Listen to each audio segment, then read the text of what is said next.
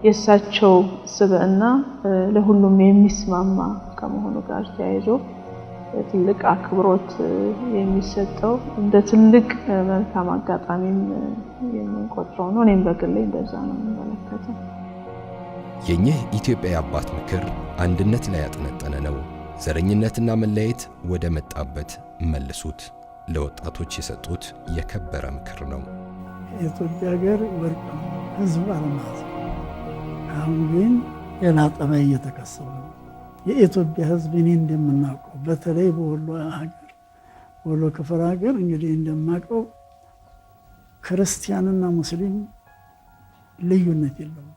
የሃይማኖትም ጥላቻ የለ፣ የብሔርም ጥላቻ የለ። እዚህም አዲስ አበባ ተመጣወረ ስንኖር ጠረፍ እስከ ጠረፍ ክርስቲያኑ በሐዘንም በደስታም በሞትም በሰርግም አንድ ነው።